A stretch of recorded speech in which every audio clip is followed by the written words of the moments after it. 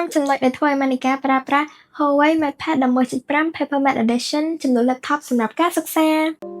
ទី1 Huawei MatePad Papermate Edition នេះពិតជាបានសម្រួលដល់ការសិក្សារបស់ម៉ានីកាច្រើនមែនទែនដោយសារតែ Huawei បានផ្ដល់កម្មវិធី Office ដូចជា Word Excel និង PowerPoint ដែលមាន license ប្រើបានជារៀងរហូតជាពិសេសមាន font ខ្មែរស្រាប់តែម្ដងនិយាយទៅ tablet នេះគឺអាចប្រើប្រាស់ចំនួន laptop បានមែនងាយស្រួលក្នុងការយកទៅធ្វើការឬក៏ទៅសាលាជារៀងរាល់ថ្ងៃម៉ានីកាអាចប្រើ Huawei MatePad ដើម្បីកត់ត្រាមេរៀនធ្វើកិច្ចការសាលានិងការងារក្រុមជាដើម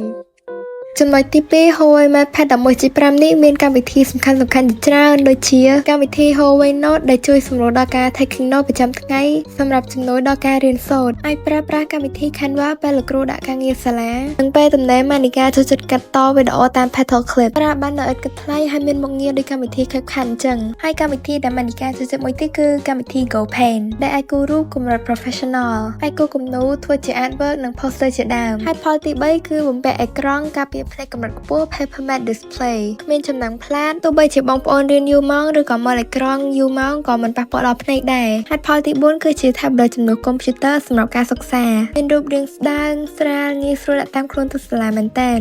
ចំណុចពិសេសចុងក្រោយគឺតម្លៃសមរម្យគឺធូរមែនតើបើប្រៀបធៀបជាមួយនឹង tablet ដទៃដែលមានមុខងារស្តៀងគ្នានេះពិសេសមានផ្ដល់មកជាមួយនឹង original keyboard ដូចជាស្រេចពី Huawei ហើយអាចប្រើជាមួយនឹង mouse និង Huawei Pencil ថែមទៀតផងដែលគុណសម្បត្តិទាំងអស់នេះបងប្អូនអាចរកបាននៅក្នុង tablet ដែលមានតម្លៃខ្ទង់$300-400ទេ